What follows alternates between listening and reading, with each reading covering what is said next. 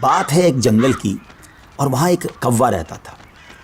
آپ جانتے ہیں نا، کوے کا رنگ بڑا کالا سیاہ ہوتا ہے، مگر وہ بڑا خوش تھا، بہت انجوائے کر رہا تھا لائف کو، طرح طرح کے کھانے کھاتا، اور رات ہوتی تو کسی بھی خوشبودار درخت پر جا کر رات بسر کرتا، انجوائے کر رہا تھا اپنی لائف کو۔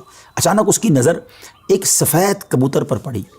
وہ سوچنے لگا کہ میں کالا اور یہ سفید، یہ کتنا خوبصورت ہے، کتنا اچھا لگ رہا ہے، مجھ سے زیادہ خوش تو یہ ہوگا۔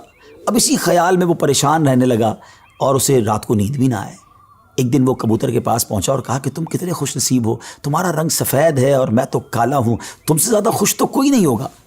کبوتر نے کہا پہلے میں بھی یہی سمجھتا تھا، لیکن جب میں نے طوطے کو دیکھا تو میں حیران ہو گیا کہ طوطے کے تو دو رنگ ہیں، میرے پاس تو ایک ہی رنگ تھا۔ تو طوطا زیادہ خوش نصیب ہے، وہ زیادہ خوش ہے، وہ زیادہ لائف کو انجوائے کر رہا ہے۔ اب کوا کبوتر کو چھوڑ کر طوطے کے پاس پہنچ گیا۔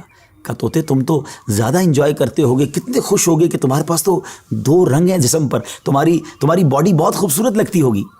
تو طوطا کہتا ہے کہ پہلے تو میں لائف کو بڑا انجوائے کرتا تھا کہ واقعی میں بڑا رنگ برنگی ہوں، مگر جب میں نے مور کو دیکھا نا تو مور تو کئی سارے رنگ لیے ہوئے ہے، اتنا خوبصورت ہے کہ اس کو دیکھ کر مجھے لگا کہ میں تو کچھ بھی نہیں ہوں۔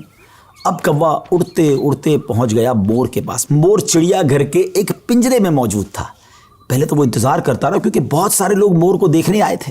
جب سارے لوگ دیکھ کر چلے گئے تو کوا مور کے پاس گیا کہ اے مور، ذرا یہ تو بتاؤ تم کتنے خوش ہو، کتنے رنگ ہیں تمہارے پاس، تم کتنے خوبصورت ہو۔ مور کہتا ہے پہلے تو میں یہی سمجھتا تھا کہ ہاں میں بہت خوبصورت ہوں، مگر پھر میں نے غور کیا کہ اسی خوبصورتی کی وجہ سے تو چڑیا گھر میں قید ہو گیا ہوں، روزانہ ہزاروں لوگ مجھے دیکھنے آتے ہیں مگر میں آزاد نہیں ہوں۔ اور پھر میں نے بڑا غور کیا کہ وہ کون سا پرندہ ہے جو چڑیا گھر میں قید نہیں ہے، تو مجھے سمجھ آئی کہ کوا ہی ایک پرندہ ایسا ہے جو چڑیا گھر میں قید نہیں ہوتا، اس کو کوئی قید نہیں کرتا۔ ناظرین، کوے نے جب یہ سنا تو اسے احساس ہوا کہ میں بھی اپنی جگہ پر واقعی خوش نصیب ہوں۔ اب یہاں بظاہر تو یہ ایک فرضی واقعہ ہے، لیکن اگر اس کو ہم اپنی زندگیوں پر امپلیمنٹ کریں، اپنے بارے میں سوچیں، ہمارے پاس بہت کچھ ہے، لیکن جب کسی کو ہم سے زیادہ والے کو ہم دیکھتے ہیں نا تو ہمیں اپنی چیزیں کمتر نظر آنے لگتی ہیں، اپنا گھر چھوٹا لگنے لگتا ہے، اپنی موٹر سائیکل، اپنی گاڑی، اپنی سائیکل وہ ہمیں بڑی کمتر لگتی ہے جب کسی کی بڑی گاڑی دیکھتے ہیں، کسی کا بڑا گھر دیکھتے ہیں، کسی کی لائف سٹائل کو دیکھتے ہیں، جو ہے اس پر انجوائے نہیں کرتے بلکہ اس پر شکوہ کرتے ہیں، ناشکری کرتے ہیں۔ اس طرح زندگی نہیں گزرے گی۔ اگر آپ ہمیشہ اپنے سے آگے والوں کو دیکھتے رہیں گے تو آپ پریشان ہی رہیں گے۔